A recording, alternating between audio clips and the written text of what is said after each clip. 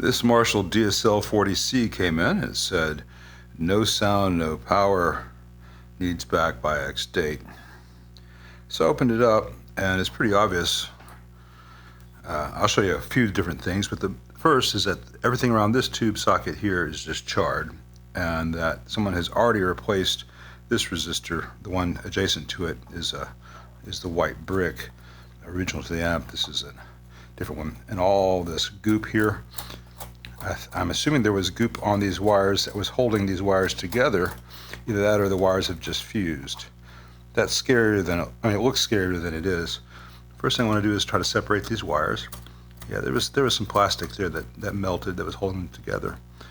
So this is going to the ground wire here, and that is all charred.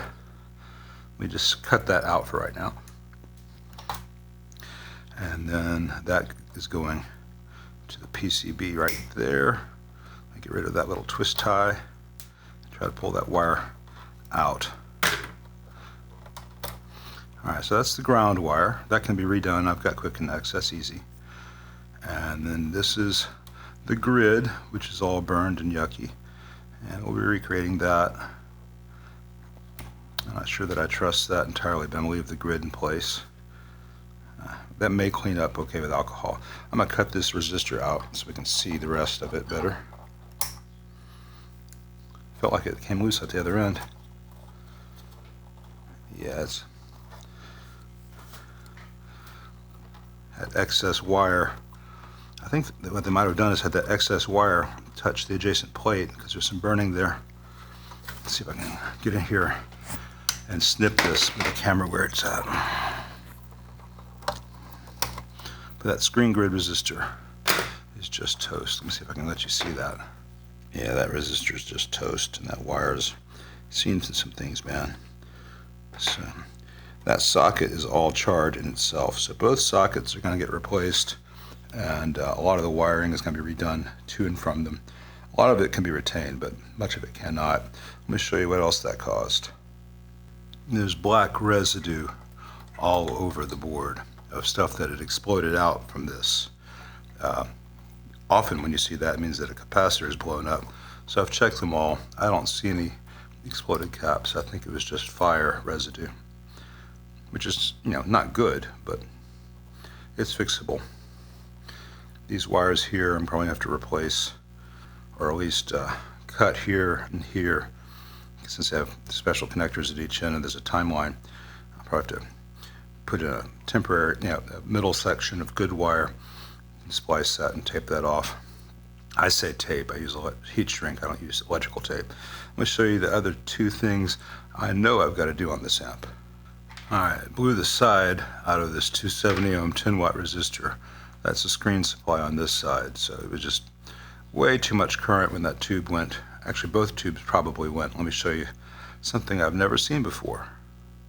Both EL34s have lost their halos, and they're just spinning freely inside the glass. I've never seen that before, but both tubes are doing it.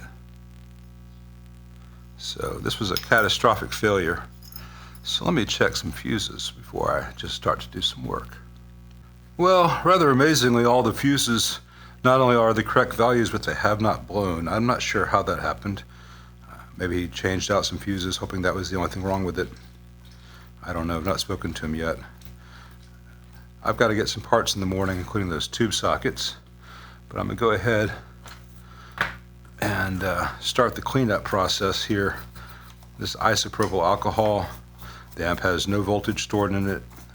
This is just going to get the worst of the funk out so that it looks nicer. And I hope that nothing in the DSP area there will be affected. I'll clean that as well and let all this dry pretty thoroughly. And this is going to be kind of an involved little process, trying to get all the little flecks of black off of everything, make it look pretty again. So I'll spare you all these details, but it's a much scarier failure than it looks much scarier than it really is. Should not be that difficult to repair. And new EL34s, obviously. Tasty. You can see here that the molten area of this socket. This is the grid, this is the screen, this is the plate, and they were all just partying together for whatever reason. That socket is no damn good. This socket looks okay, but the tube was immolated. Its halo has long since lost its halo. So I have no illusions that this has not been subjected to a lot. And while I'm replacing this one, it's a $3.50 good quality belt and socket. I'll just replace both of them. So I'm not going to measure to see if that's still good. I'm declaring it mostly dead. This one's all the way dead.